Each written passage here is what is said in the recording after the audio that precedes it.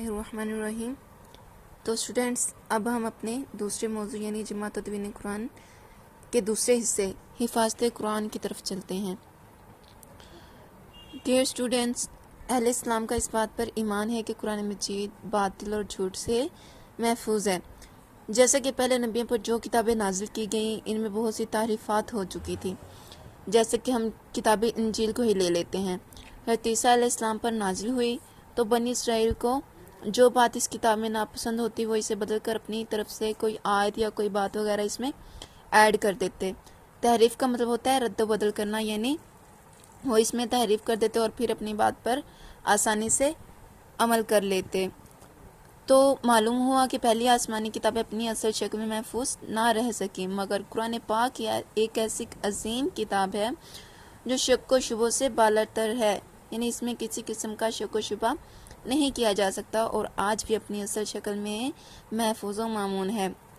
تو کس طرح سے اس کی حفاظتی تدابیر ہیں اور کیا ہے؟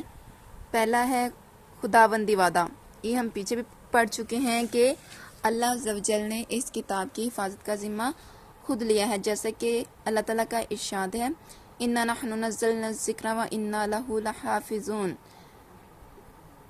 بے شک ہم نے یہ ذکر نازل کیا اور ہم اس کے محافظ ہیں۔ تو ظاہر ہے کہ جس چیز کا محافظ اس پوری کائنات کو سنبھالنے والا اللہ تعالیٰ ہو، اس کو نقصان پہنچانا کسی کے بس میں بھی نہیں ہے، چاہے کوئی کتنا ہی زور کیوں نہ لگا لے۔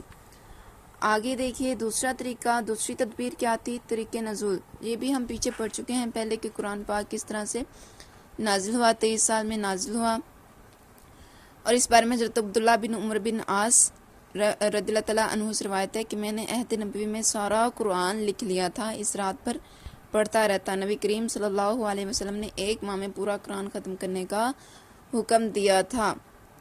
آگے دیکھیے تلاوت قرآن، ایک اور تدبیر۔ اللہ اور اس کے رسول نے تلاوت قرآن کی جو تاکید کی ہے، اس پر جو اجر و ثواب کا وعدہ فرمایا ہے، یہ قرآن پاک کی حفاظت کا ذریعہ بنا۔ جتنا قرآن پاک زیادہ پڑھا جائے گا اتنا ہی سینوں میں محفوظ ہوتا چلا جائے گا۔ پھر جیسا کہ آگے احادیث وغیرہ میں بھی مذکور ہے، وہ آپ دیکھ سکتے ہیں۔ آگے دیکھیے حفظ قرآن۔ قرآن مجید دنیا کی ایسی واحد کتاب ہے جس مسلمانوں نے اپنے سینوں میں جگہ دی، اور ہم چاہے لاکھ کوشش کر لیں، مطلب جب تک ہم کوئی سبق نہ یاد نہ کریں، لیکن یہ ایسی واحد کتاب ہے کہ اگر ہم کسی ایک سورت کو روزانہ پڑھتے رہتے ہیں تو وہ سورت ہمیں خود بخود ہی یاد ہو جاتی ہے بغیر یاد کیے۔ یہ اس کی خاصیت ہے۔ حضور صلی اللہ علیہ وسلم نے مندرجہ ذیل ارشادات حفظ قرآن کی اہمیت واضح کرتے ہیں، یعنی کہ جو بھی آپ نے ارشاد فرمایا وہ قرآن کو حفظ کرنے کی اہمیت کو واضح کرتے ہیں کہ جس کی کھال میں قرآن ہوگا وہ آگ میں نہیں جلے گا، اور روز قیامت حافظ قرآن کو، یعنی کہ جو قرآن پاک کا حافظ ہوگا، اسے کہا جائے گا پڑھتا جا اور جنت کے مدارج طے کرتا جا، یعنی کہ جنت کے درجوں کا طے کرتا جا، جہاں تیرا قرآن ختم ہوگا وہیں تیرا مقام ہے۔ آگے دیکھیے اعجاز القرآن، قرآن مجید کی خصوصیات یا قرآن مجید کی خوبیاں۔ یہ میں نے یہاں پہ نوٹ کر لی ہیں، آپ بھی نے نوٹ کر لیجئے۔ اگر ہم ان کو بیان کرنا شروع کریں گے تو ہمارا لیکچر بہت لمبا ہو جائے گا، اس لیے کچھ میں آپ کو بتا دیتی ہوں، کچھ آپ خود سے ایڈ کر لیجئے گا، لیکن یہ پوائنٹس آپ نوٹ کر لیجئے۔ سب سے پہلا ہے قرآن مجید چونکہ آسمانی کتاب ہے، اس کا اعجاز، خصوصیات اور خوبیاں بیان کرنا ہمارے بس کی بات نہیں ہے، چنانچہ درج ذیل سطور میں سے چند ایک پیش کی جاتی ہیں۔ سب سے پہلا ہے کلام الہی۔ یہ اللہ عز و جل کا کلام ہے، اس میں کسی قسم کا کوئی شک نہیں ہے، بلکہ دشمن اسلام بھی سن کر کہنے لگتا ہے کہ یہ انسان کا کلام نہیں بلکہ خدا کا کلام ہے۔ آگے خدا خود محافظ ہے، یہ بھی قرآن پاک کی ایک خاص خوبی ہے جو کسی اور کتاب کو حاصل نہیں ہے۔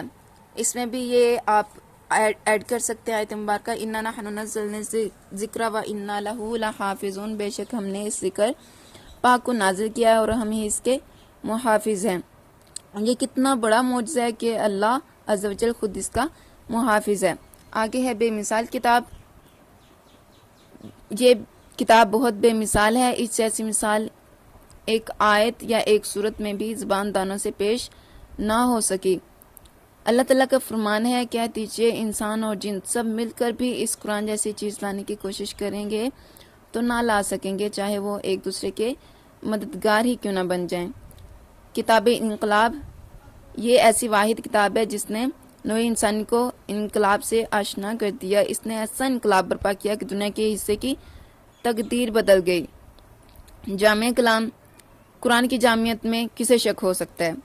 یہ انسانی زندگی کے ہر شعبے پر محیط ہے، اس میں ہر طرح کے مسئلے مسائل کا حل موجود ہے۔ مضامین کی گہرائی، قرآن کریم کی آیات میں حد درجہ کی گہرائی پائی جاتی ہے، ایک ایک لفظ کی تشریح تفصیل کے لیے کتب لکھی جا سکتی ہیں۔ تاثیر کلام الہی یہ ایسی با اثر کتاب ہے کہ فرمایا گیا اگر ہم اس کتاب کو پہاڑ پر نازل کرتے تو آپ دیکھتے کہ وہ پہاڑ بھی اللہ کے خوف سے کانپ اٹھتا اور اس کے ٹکڑے ٹکڑے ہو جاتے۔ گویا پر تاثیر کلام الہی ہے، سننے سے دل دہل جاتے ہیں، آنکھیں پرنم ہو جاتی ہیں اور دل کی تو دنیا ہی تبدیل ہو جاتی ہے۔ سابقہ کتاب کی مصدق یعنی کہ جو پہلے آسمانی کتابیں نازل ہو چکی یہ ان کی تصدیق کرنے والی ہے۔ سابقہ انبیاء کی مصدق یعنی کہ جو پہلے نبی وغیرہ تھے جتنے بھی کم و بیش 1,24,000